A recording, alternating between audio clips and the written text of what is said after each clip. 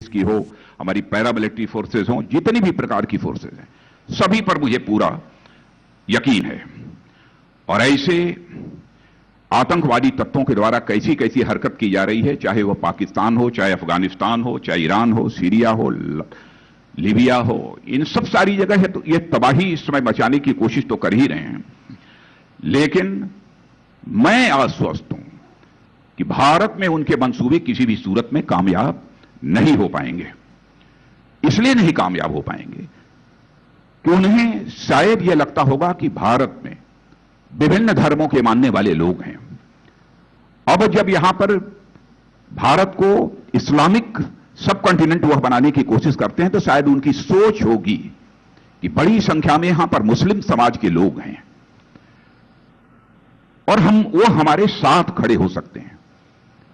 लेकिन मैं जानता हूं हिंदुस्तान के मुस्लिम समाज को, जिस समय हम आजादी की लड़ाई लड़ रहे थे तो उस समय भी चाहे हिंदू रहा हो, चाहे मुसलमान रहा हो, चाहे कोई भी धर्मावलंबी क्यों न रहा हो, सबने भारत माता के पैरों में पड़ी गुलामी की बेड़ियों को काटने के लिए अपना बलिदान दिया है। यदि चंद्रशेखर आजाद, सरदार भगत सिंह ने अपना बलिदान दिया है तो वहीं अशफाकुल्लाह खां के भी बलिदान को यह भारत कभी भूल नहीं सकता है। और मैं आश्वस्त हूं और इसमें कहीं संदेह करने का कोई कारण नहीं है। यह पूरा का पूरा समाज यह भारत की रक्षा के लिए, भारत की रहनुमाई के लिए वह साथ खड़ा है। इसलिए अलकायदा हो चाहे कोई भी यह संगठन हो, उनके मंसूबे कभी कामयाब नहीं हो पाएंगे। आज यहां पर मैं उल्लेख करना चाहूं, चूंकि नॉर्थ ईस्ट में यह सम्मेलन हो रहा है, जैसा मैंने पहले कहा और डायरेक्टर आईबी ने भी आपको कहा कि पहली बार दिल्ली के बाहर यह सम्मेलन हो रहा है। नॉर्थ ईस्ट में हो रहा है तो स्वाभाविक रूप से नॉर्थ ईस्ट की सिक्योरिटी सिनेरियो को लेकर भी हमें थोड़ी बहुत चर्चा करनी चाहिए।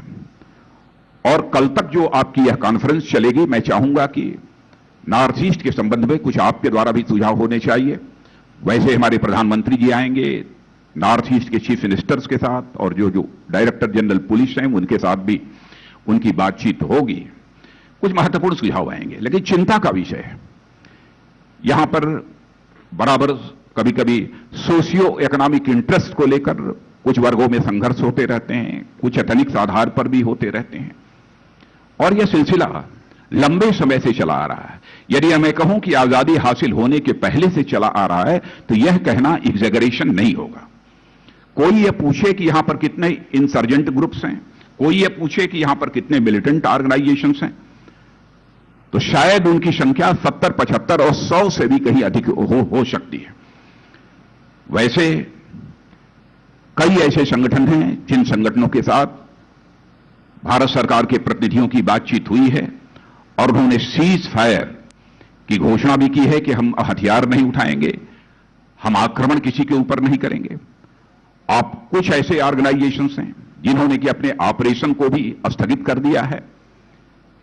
सब कुछ होने के बावजूद